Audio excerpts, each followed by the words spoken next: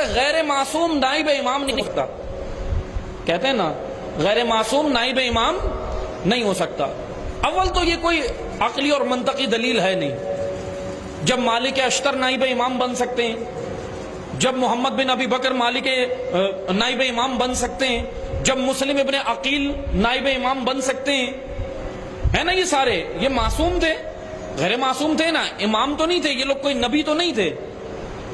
کتنی سرزمینوں پر بھیجے امام نے. یہ محمد بن مسلم ثقفی امام صادق علیہ السلام کے یہ شاگرد ہیں. ایک شخص آیا, آ کر امام صادق علیہ السلام کو کہنے لگا مولا, کوئی مسئلہ دریافت کیا, اس نے فقہی مسئلہ تھا, آ کر کہنے لگا امام معصوم, اب توجہ سے سنیں, امام معصوم موجود ہیں, آ کر امام کو کہنے لگا کہ فلاں فقہی مسئلہ ہے, اس کا جواب دیں. امام نے جانتے ہیں کیا کیا, امام معصوم تو خود موجود تھے, کہہ دیتے کہ یہ مسئلہ ایسے فلاں ایسے کر لو, لیکن امام نے کیا جواب دیا, امام نے اس کو تنبیہ کی اور ڈانٹا کہ سن, یہ مسئلہ تو محمد بن مسلم ثقفی سے کیوں نہیں پوچھتا, تم لوگ رجوع کیوں نہیں کرتے. کہا کہ مولا ہم آپ کی جانب آئے. اس نے کہا کہ ہم آپ کی جانب آئے. تو امام نے جانتے ہو یہاں کیا جواب دیا, امام نے کہا کہ تم بے شک میری جانب آئے ہو, لیکن وہ محمد ابن مسلم ثقفی فقیہ دین ہے, دین کا فقیہ ہے, جا کر اس سے مسئلہ پوچھو. یعنی امام نے بتا دیا کہ تم جو کہہ رہے ہو ہم ڈائریکٹ امام سے بات کریں گے. امام معصوم خود موجود تھے اور کہا کہ تسلسل سے آؤ. تسلسل کیا ہے کہ امام نے جو فقیہ مقرر کیے, امام نے جو نائب مقرر کیے, ان کے ذریعے سے آؤ.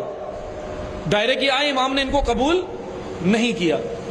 یہ کہتے کیا ہے, ہم غیر معصوم کو نہیں مانتے. آپ توجہ کریں, اول تو یہ منطقی دلیل ہے ہی نہیں کہ غیر معصوم نائب امام نہیں ہو سکتا.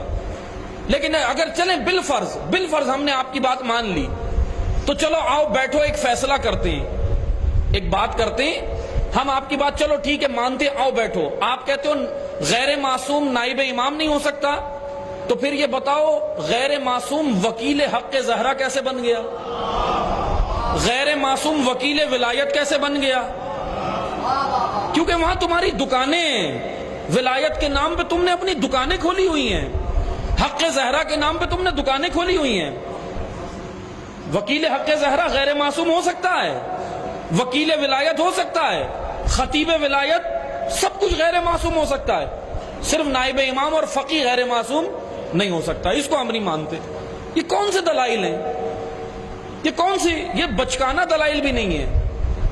بعض ہوتے ہیں بچکانہ دلائل, یہ تو کوئی دلیل ہی نہیں ہے, دلیل کے زمرے میں نہیں آتی یہ باتیں.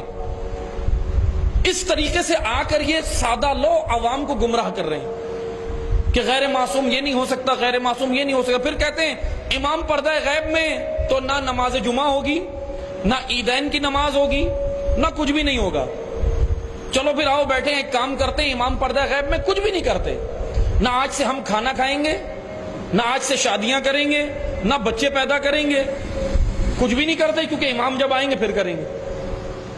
یہ کون سے دلائل ہیں کہ امام پردہ غیب میں ہے تو نماز بھی اٹھ گئی, امام پردہ غیب میں گئے تو دین ہی اٹھ گیا, معاذ اللہ.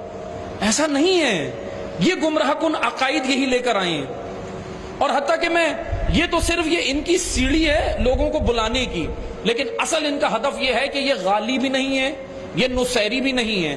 کیونکہ غالی بھی غلو کرتا ہے اور نصیری ایک عقیدہ رکھتا ہے کہ معاذ اللہ علی کو اللہ کہتا ہے, معاذ اللہ. نصیری کا یہ عقیدہ ہے نا, لیکن یہ تو نصیری بھی نہیں ہے, غالی بھی نہیں ہے, یہ دجالی ہیں. کیونکہ دجالیت ایک فتنہ ہوتا ہے, یہ فتنہ برپا کرنے آئے ہیں, اور فتنے کا کوئی عقیدہ نہیں ہوتا, فتنے کا کوئی دین نہیں ہوتا. عقائد کے اوپر علم کلام بحث کرتا ہے, علم کلام میں اس پہ بحث ہی نہیں ہو سکتی. کیوں نہیں ہو سکتی؟ کیونکہ فتنہ ہے, فتنوں کے اوپر کوئی بحث نہیں ہوتی, فتنوں کی سرکوبی کی جاتی ہے.